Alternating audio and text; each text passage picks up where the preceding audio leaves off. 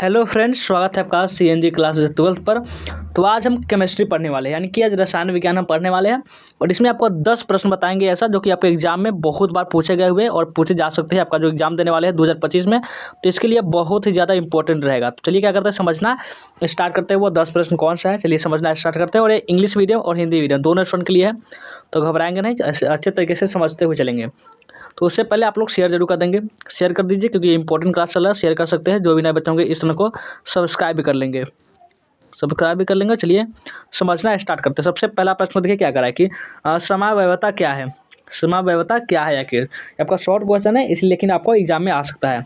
तो कैसे समझेंगे, तो यानी कि समव्यवता क्या, देखिए आपको हिंदी मीडियम है लेकिन फिर भी आप इंग्लिश भी समझ चलिए, क्योंकि आपको हो सकता है कि इसको इंग्लिश नाम को हिंदी में कर दें। समव्यवता की जरूर आप क्या लिख दें, आइसोमेरिज्म लिख दें, यानी कि इसमें क्या लिख दें, ये आपका इंग्लिश नाम है आइसोमेरिज्म। तो हो सकता है आइसो लिख दें कि आइसोमेरिज्म क्या है।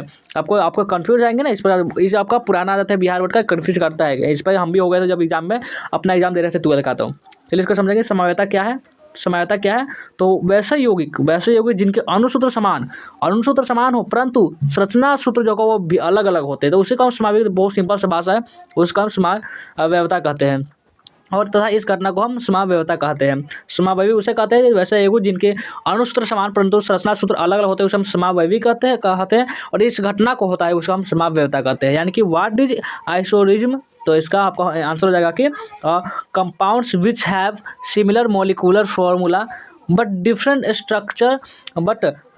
Structure formula are called isomerism and this phenomenon is called isomerism. चलिए आगे देखते हैं अगला प्रश्न पर। त्रिविम समव्यवता से आप क्या समझते हैं। त्रिविम समव्यवता यानी कि what do you understand by stereoisomerism, यानी कि स्टेरो आइसोरिज्म, ये आपका हुआ स्टेरो आइसोरिज्म। चलिए समझते हैं इसको। त्रिविम समव्यवता के अणु होते हैं जिनके अणुओं में समान परमाणु बंद होते हैं, परंतु परमाणु अथवा समूहों के त्रिविम में ये क्या होती है, एक दूसरे से क्या होते हैं, भिन्न स्थिति में होते हैं। तो चलिए इसको समझते हैं कि आपका देखिए क्या करा है इसमें। Stereomers are molecules that have the same atom bonded to each other, but the atom or group have different positions in three dimensions.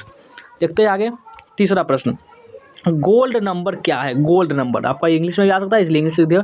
Gold number क्या है, व्हाट इज गोल्ड नंबर। चलिए इसको समझते हैं। गोल्ड नंबर किसी संरक्षित collide की milligram में वह मात्रा है जो कि 10 मिली प्रमाणिक गोल्ड सोल को 10% नमक के घोल में 1% मिली शीघ्रता से मिलाने पर संकेंद्रित होने से सुरक्षित होने के योग हो जाता है। देखिए आपका ये सब प्रश्न आप शायद नहीं पढ़ेंगे इसलिए इसको पढ़ा रहे हैं, क्योंकि आपको जो नया नया प्रश्न भी बनता है इसलिए हम खुद ही नया प्रश्नों को बना के दिए ताकि एग्जाम में आएगा तब कन्फ्यूज ना हो। यानी कि इंग्लिश मीडियम वाले स्टूडेंट के लिए है कि gold number is the amount is milligram of a preservative colloid which can be privileged by containing 10 ml of authentic gold salt by quickly adding 1 ml of 10% salt solution।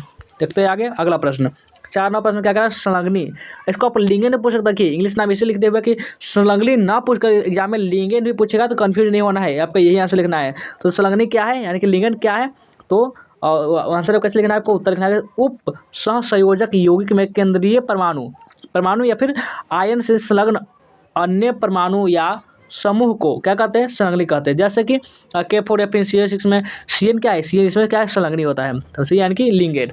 What is लिंगेड, तो आपका ऐसा English medium student के लिए कि answer लिखना है कि in a covalent compounds the other atom of और group attached to the central atom icon is called a ligand, for example K4FnCH6 CN in the ligand। चलिए आगे देखते हैं, आगे जाइए अब अगले प्रश्न पर। उप सहसंयोजक संख्या। उप सहसंयोजक संख्या यानी कि कोऑर्डिनेशन नंबर क्या होता है, क्या आपका ये बात करें तो आपका ऑब्जेक्टिव में भी आता है। तो इसे आपको देखे होंगे बहुत सारे ऑब्जेक्टिव तो आप लोग याद कर चुके हो, तो आपको इसका पता ही होगा उप सहसंयोजक संख्या क्या होता है, यानी कि व्हाट इज कोऑर्डिनेशन नंबर। चलिए इसको समझते हैं। केंद्रीय परमाणु आयन एवं संलग्नियों के बीच बने सिग्मा, इस प्रकार सिग्मा पर दे दिए हुए अबांधों की संख्या जो होती है उसे उप सहसंयोजक संख्या, केंद्रीय परमाणु आयन की उप सहसंयोजक संख्या यही कहलाती है। यानी कि the number of sigma bonds formed between the central atomic icon and the sub coordination number of the central atomic icon of a coordination compound। देखते हैं आगे अगला प्रश्न को देखिए, अपचयन से पहले भर्जन की क्या उपयोगिता है? अपचयन से पहले भर्जन की क्या उपयोगिता होती है? तो चलिए इसको समझते हैं। What is the utility of roasting before reduction? चलिए इसको समझते हैं। लगभग सभी सल्फाइड Ag मान CH2 और H2S से क्या होती है, वो अधिक होती है। CH2 तथा H2S ऊष्माशोषी यौगिक है। क्या है? ऊष्माशोषी यौगिक है। इसलिए न तो C तथा न ही H2 सल्फाइड को अपचयित नहीं कर सकता। इसके विपरीत ऑक्साइड के लिए गिब्स उक्ता यानी कि SO2 से कम है। अंतः धातु सल्फाइड का ऑक्सीकरण ऊष्मागतिकी रूप से क्या होता है, ये संभव होता है। यानी कि almost all sulphides have Ag value more than CH2 and H2S CH2 and H2S are endothermic क्या है कि endothermic compounds hence neither C nor H2S can reduce sulfide on the contrary gives energy for oxides is less than SO2 hence। देखते हैं आगे। अब देखिए 7वां number प्रश्न क्या कर, निम्न में हेलो एल्केन नाभिक रागी विस्थापन दर्शाता है, जबकि हेलो एरिन जो होती है वो इलेक्ट्रॉन रागी विस्थापन दर्शाता है। ऐसा क्यों? तो आपको बताना है। क्वेश्चन क्या कहा जा रहा है कि in the following haloalkanes shows nucleophilic क्या कि displacement where haloarenes shown electrophilic displacement why. तो हेलो एल्केन्स की तुलना में अधिक ध्रुवण गुण दर्शाता है। अंतः हेलो एल्केन में क्लोरीन परमाणु पर अधिक इलेक्ट्रॉन है। इलेक्ट्रो एल्केन में कोई बेंजीन वाल्व क्या होता है, वाले नहीं होता है। यही कारण है, दूसरा कोई कारण है नहीं। यानी कि हेलो एल्केन्स शोन मोर पोलराइजेशन प्रॉपर्टीज दैन होलो एरिन्स, हैंस होलो एल्केन्स शोन मोर पोलराइजेशन प्रॉपर्टीज दैन होलो एरिन्स। देखते हैं आगे अगला प्रश्न किया कि हेलो एरिन जल में घुलनशील है जबकि बेंजीन में घुलनशील क्यों? हेलो एरिन जो है जल में घुलनशील है जबकि बेंजीन में घुलनशील नहीं है। क्यों? आपका क्यों आपका नहीं, आपका बीच में आपका नहीं हो जाएगा, नहीं है क्यों? तो आपको क्या आ जाएगा, इसका क्वेश्चन क्या करा कि होलो एरिन क्या कि soluble in water but why is soluble is benzene. तो इनके हेलो एरिन जल के अणु में हाइड्रोजन आबंध नहीं बनाते हैं और न ही जल में अणुओं के मध्य उपस्थित हाइड्रोजन आबंधों को तोड़ते हैं। अंतः हेलो एरिन जल में अघुलनशील है। अधिक मात्रा में हाइड्रोजन होने के कारण हेलो एरिन बेंजीन जिसे विलायक में क्या होता है, यह घुलनशील होता है। आंसर का haloarene neither from hydrogen bonds with water molecules nor breaks hydrogen bonds between water molecules.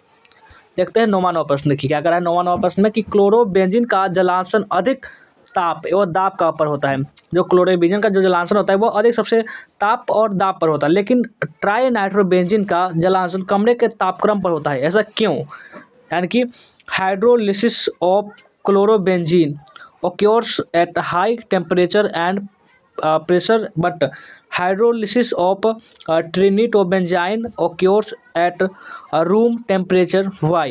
तो कार्बन और क्लोरीन के बीच आंशिक द्विबंधन और बेंजीन पर अधिक इलेक्ट्रॉन घनत्व के कारण क्लोरोबेंजीन पर अधिक इलेक्ट्रॉन घनत्व के कारण क्लोरोबेंजीन कम क्रियाशील होते हैं और नाभिकीय विस्थापन के लिए हाइड्रोलाइसिस NO2 समूह इलेक्ट्रॉन खींचने वाला जो सील बंधन की ध्रुवीयता को बढ़ा देते हैं और हाइड्रोलिसिस की क्रियाशीलता को ये क्या करते हैं, इसको भी बढ़ा देते हैं। तो इसी कारण होते हैं। यानी कि chlorobenzene is less reactive towards nuclear displacement due to practical डाउट बॉन्ड क्या है कि double bond between carbon and chlorine and due to greater electron density on benzene chlorobenzene is less reactive towards nuclear displacement हाइब्रोडाइड। देखते हैं अगला प्रश्न, last question है कि DDT का उपयोग रखिए। ये आप बात करते हैं ये MBBI है, MBBI ये बहुत 100% चांस है कि ये आएगा ही आएगा। DDT के निम्नलिखित उपयोग है। सबसे पहला कीटनाशक रूप में, दूसरा मलेरिया नाशक रूप में। बहुत ही आसान आंसर है, तो ये आपको याद कैसे भी कर लीजिए। Write the use of DDT। Answer DDT has following uses as an insecticide और दूसरा as an anti malarial agent. ठीक है, आपका 10 प्रश्न कैसा लगा आप हमें कमेंट करके जरूर बताएंगे और वीडियो को लाइक नहीं किए हो लाइक भी कर देंगे, शेयर भी कर देंगे। जो भी नए बच्चे होंगे इस तरह को सब्सक्राइब भी कर लेंगे और व्हाट्सएप जाने का डिस्क्रिप्शन में लिंक मिलेगा, जाकर जल्दी से ज्वाइन कर लेंगे। तो आप लोग, आपका एग्ज़ाम का तैयारी एग्ज़ाम बहुत ही नज़दीक आ चुका है, इसलिए आपको जितना ज़्यादा हो सके 100% दीजिए, तभी आपका रिजल्ट भी आपको 100% आपके सामने प्रेजेंट होगा। ऐसे तो आपको कैसा भी लिखेंगे तो आपका रिजल्ट तो आएगा ही, लेकिन आपको जितना हो सके अपना बेस्ट दीजिए, तभी आपका रिजल्ट बहुत अच्छा आएगा। तो इसलिए चलिए वीडियो को एंड करते हैं, मिलते हैं फिर से नेक्स्ट वीडियो में। अपना परीक्षा की तैयारी कैसे चल रही है कमेंट में बता कर जाइएगा।